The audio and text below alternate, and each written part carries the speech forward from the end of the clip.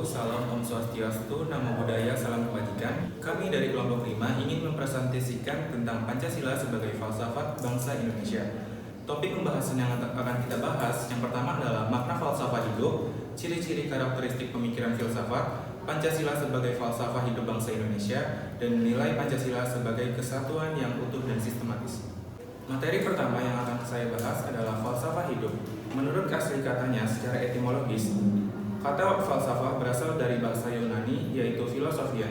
Philo yang berarti cinta dan sophia yang berarti kebijaksanaan. Sehingga falsafah dapat dimaknai sebagai cinta akan kebijaksanaan atau hakikat kebenaran. Sedangkan dalam Kamus Besar Bahasa Indonesia atau KBI, bahwa falsafah berarti berpikir sedalam-dalamnya atau merenung terhadap sesuatu secara metodik, sistematik, dan menyeluruh, serta universal untuk mencari hakikat tertentu. Filsafat sebagai suatu kebijaksanaan yang rasional dari segala sesuatu yang berarti filsafat memiliki kebijaksanaan yang dapat diterima akal atau logis. Dalam hal ini, manusia diharapkan dapat menentukan kebijaksanaan yang rasional dan menyelesaikan masalahnya. Fungsi dari filsafat ada 5. Yang pertama adalah filsafat sebagai suatu sifat dan pandangan hidup. Yang kedua adalah filsafat sebagai suatu kelompok persoalan. Yang ketiga, filsafat sebagai suatu kelompok teori dan sistem pemikiran. Yang keempat, filsafat sebagai suatu proses kritis dan sistematis dari segala pengetahuan manusia. Dan yang terakhir adalah filsafat sebagai usaha untuk memperoleh pandangan yang komprehensif.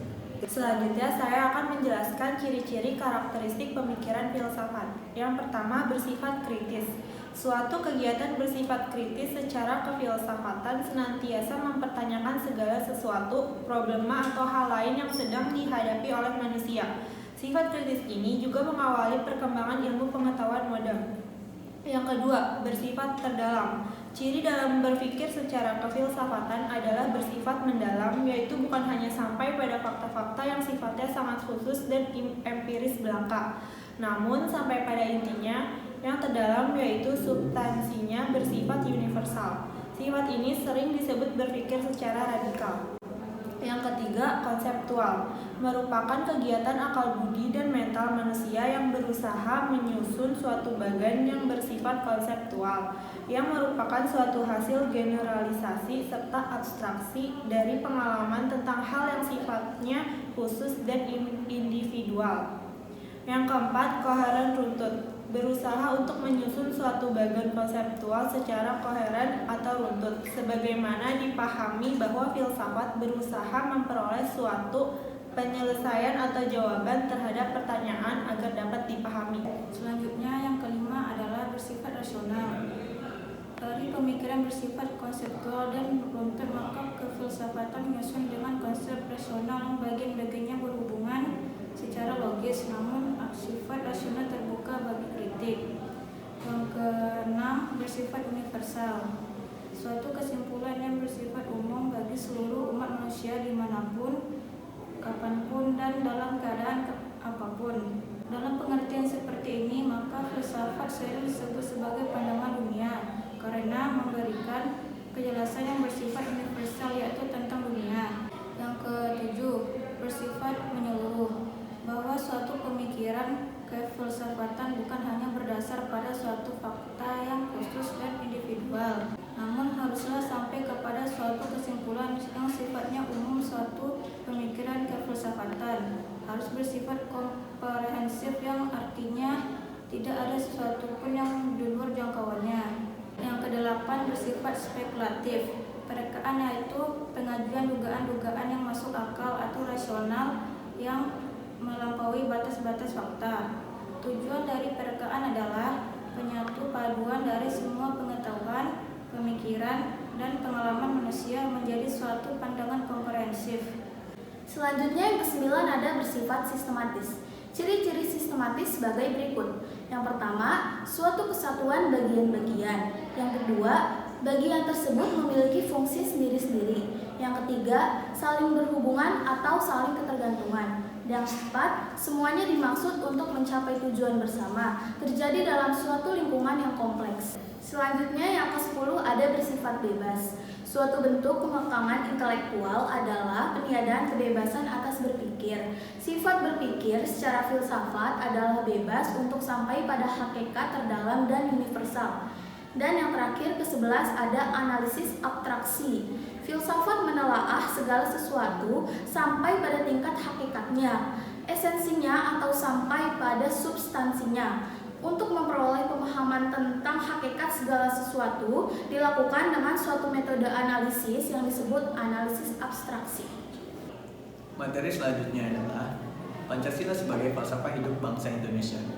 Sebagai falsafah hidup atau pandangan hidup, Pancasila mengandung wawasan dan hakikat asal, tujuan, nilai, dan arti dunia seisinya, khususnya manusia dan kehidupannya, baik secara perorangan maupun sosial. Falsafah hidup bangsa mencerminkan konsepsi yang menyeluruh dengan menempatkan harkat dan martabat manusia sebagai faktor sentral dalam kedudukannya yang fungsional terhadap segala sesuatu yang ada. Kelima nilai dasar yang tercakup dalam Pancasila memberikan makna hidup dan menjadi tuntunan serta tujuan hidup. Pancasila merupakan cita-cita moral bangsa Indonesia yang mengikat seluruh warga masyarakat, baik secara perorangan maupun sebagai kesatuan bangsa. Pancasila sebagai falsafah hidup dan cita-cita moral bangsa Indonesia merupakan inti semangat bersama dari berbagai moral yang secara nyata terdapat di Indonesia. Di tanah air kita terdapat berbagai ajaran moral sesuai dengan adanya berbagai agama dan kepercayaan serta adat istiadat. Moral Pancasila lah yang mampu mengatasi segala golongan dan bersifat nasional. Baik, berikut ini adalah 3 fungsi pokok filsafat Pancasila. Yang pertama sebagai pandangan hidup bangsa Indonesia. Pancasila digunakan sebagai pegangan, pedoman atau petunjuk bangsa Indonesia dalam kehidupan sehari-hari. Pancasila juga dapat digunakan sebagai pedoman dalam memecahkan masalah dalam negeri seperti politik, ekonomi, sosial, dan budaya. Yang kedua sebagai dasar negara Republik Indonesia. Pancasila sebagai dasar negara harus kokoh dan kuat agar Indonesia tetap berdiri tegak dan juga harus tahan uji terhadap serangan-serangan baik secara internal maupun eksternal. Yang ketiga sebagai jiwa dan kepribadian bangsa Indonesia. Pancasila memberikan corak yang khas kepada bangsa Indonesia dan tidak dapat dipisahkan dari bangsa Indonesia, serta merupakan ciri khas yang dapat membedakan bangsa Indonesia dari bangsa yang lain. Di sini saya akan melanjutkan materi tentang nilai Pancasila sebagai satu kesatuan yang utuh dan sistematis.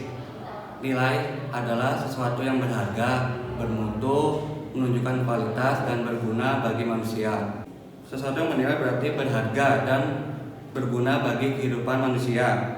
Adanya 2 macam nilai tersebut sejalan dengan penegasan Pancasila sebagai ideologi yang terbuka. Diterimanya Pancasila sebagai dasar negara dan ideologi nasional membawa konsekuensi logis bahwa nilai-nilai Pancasila dijadikan landasan pokok, landasan fundamental bagi penyelenggaraan negara Indonesia. Seperti yang kita ketahui, nilai yang pertama yaitu ketuhanan yang Maha Esa. Dalam hal ini, sila ketuhanan yang Maha Esa mempunyai makna bahwa segala aspek penyelenggara negara harus sesuai dengan nilai-nilai yang berasal dari Tuhan dan pelaksanaannya harus sesuai dengan nilai yang datang dari Tuhan. Yang kedua, kemanusiaan yang adil dan beradab mewajibkan kepada manusia untuk senantiasa menjunjung tinggi norma hukum dan moral hingga memperlakukan sesama manusia. Yang ketiga, persatuan Indonesia. Sila persatuan Indonesia tidak menghendaki perpecahan baik sebagai bangsa maupun sebagai negara.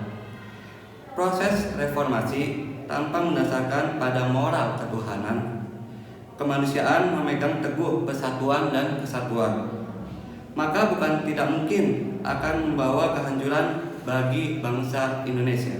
Yang keempat, kerakyatan yang dipimpin oleh hikmah kebijaksanaan dalam permusyawaratan perwakilan Ciri penting dari sila ini adalah asas kekeluargaan, karena Pancasila tidak lahir dari sumber asing, tetapi digali dari kepribadian bangsa Indonesia itu sendiri, yaitu kekeluargaan yang harmonis di mana terdapat adanya keseimbangan antara kepentingan individu dengan kepentingan keseluruhan masyarakat. Dan yang terakhir atau yang kelima yaitu keadilan sosial bagi seluruh rakyat Indonesia. Keadilan sosial berarti bahwa keadilan tersebut berlaku di segala bidang kehidupan masyarakat, baik material maupun spiritual. Dalam sila kelima terkandung nilai yang merupakan tujuan negara sebagai tujuan hidup bersama. Keadilan tersebut didasari dan dijiwai oleh hakikat keadilan kemanusiaan, yaitu keadilan dalam hubungan manusia dengan dirinya sendiri, manusia dengan manusia lain, manusia dengan masyarakat, bangsa dan negaranya, serta hubungan dengan Tuhannya. Sekian presentasi dari kami kelompok 5 mengenai Pancasila sebagai falsafah bangsa Indonesia. Kurang lebihnya mohon maaf. Wabillahi taufiq wal hidayah. Wassalamualaikum warahmatullahi wabarakatuh.